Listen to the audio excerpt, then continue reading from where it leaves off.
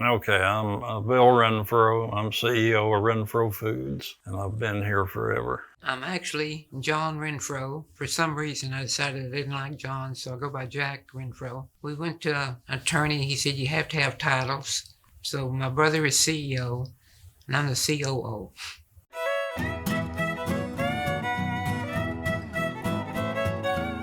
My dad started with his panel truck, 39 Dodge panel.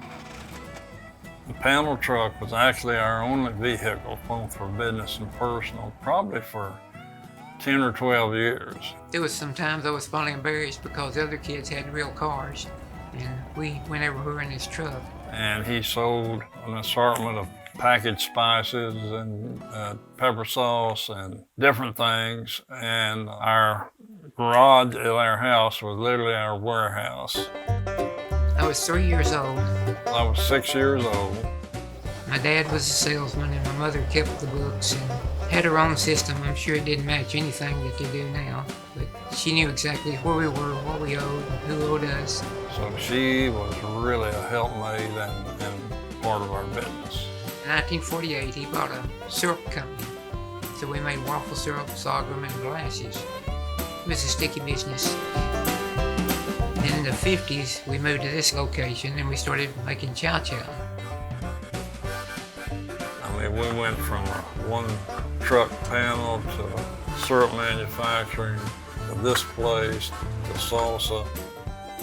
We haven't had to bring in outside money or influence. We're still a local company and locally owned.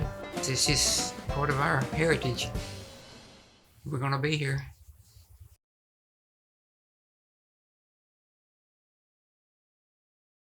So you want me to tell you the rest of the story? And they set a wonderful example for us and really didn't know they were doing that, but they never backed off.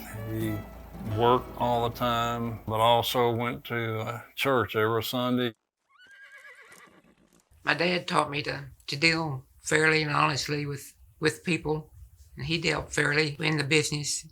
I can go into places that he's been and don't have to duck my head because he did everything above board. Yeah, they both taught us to be honest.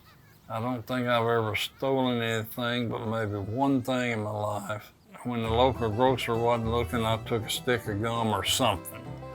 And I got home, my mother noticed it. She made me go back down there to tell the grocer, apologize, and give it back to him. So that taught me a pretty good lesson.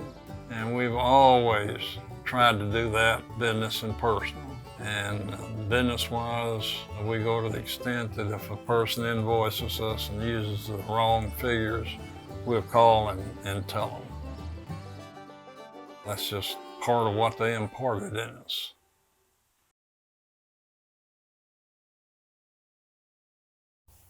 How do you think your brother's gonna do? Better than me, I hope. Oh.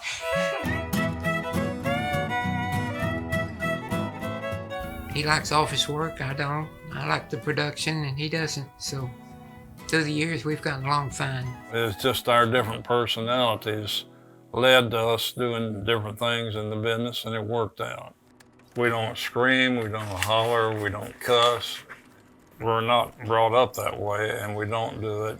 Even though we have different personalities and different ideas sometimes, we've been able to just talk them out and come to an agreement. I think we both wanted the business to succeed, be able to make a decent living out of it, and then to be able to pass it on, which now we are.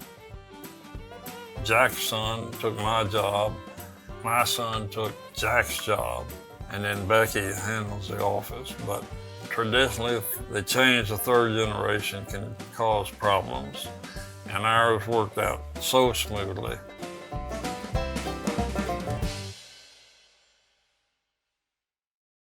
My mother was not real thrilled with her name. Her dad was named Arthur. He had 2 sons, but he didn't name either one of them Junior. He named her Arthurine, and she was never really thrilled with her name. So what did she prefer to go by? Miss George Renfro. It's just a different feeling when the business is yours. It's a lot of fun for us. We can go somewhere and people actually recognize the product and your name. And they say, "Are you part of that company?" I said, "Yeah." And they say, "Well, I really like your peach salsa." They either really appreciate the product, whatever it is, and compliment us. And so those kind of things just adds to the pride of having a company. Having your name on the building, then having your name on the product. I want people to know that Ms. Renfro's is a quality brand, that we use quality ingredients, that we don't change the recipe just to save money. Hopefully they keep buying it and will tell their friends. I'm about talked out.